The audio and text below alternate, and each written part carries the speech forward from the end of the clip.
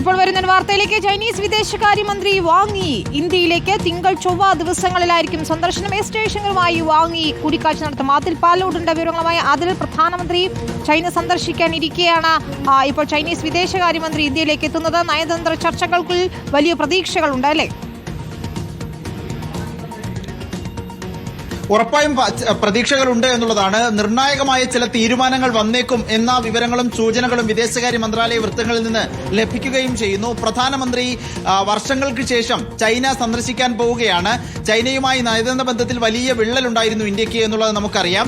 ഏതായാലും പ്രധാനമന്ത്രി സന്ദർശിക്കുന്നതിന് ദിവസങ്ങൾക്ക് മുൻപ് ചൈനീസ് വിദേശകാര്യമന്ത്രി ഇന്ത്യയിലെത്തുകയാണ്. പ്രധാനമന്ത്രിയുടെ സന്ദർശനം ഓഗസ്റ്റ് അവസാനവും സെപ്റ്റംബർ ആദ്യവുമായി 2 ദിവസമാണ് നിശ്ചയിച്ചിരിക്കുന്നത്. അതിനു മുൻപുള്ള ധാരണകൾക്കായി എത്തുന്നു എന്നുള്ളതാണ് പ്രാഥമികമായി മനസ്സിലാക്കാൻ കഴിയുന്നത്. പക്ഷേ ഇതിനോടകം തന്നെ പ്രധാനമന്ത്രി ചൈനയിൽ എത്തിക്കഴിഞ്ഞ ഉടൻ ചൈനയിൽ നിന്നും ഇന്ത്യയിലേക്കുള്ള നേരിട്ടുള്ള വിമാന സർവീസുകൾ പുനരാരംഭിക്കും എന്ന വാർത്തയുണ്ടായിരുന്നു. സമാനമായി പല കാര്യങ്ങളിലും നമ്മൾ നേരത്തെ വിച്ഛേദിച്ചിട്ടുള്ള ബന്ധം പുനഃസ്ഥാപിക്കുന്നത് സംബന്ധിച്ചുള്ള ചർച്ചകൾ പുരോഗമിക്കുകയാണ്. ചൈനീസ് ആപ്പുകൾ നമ്മൾ നിരോധിച്ചിരുന്നു.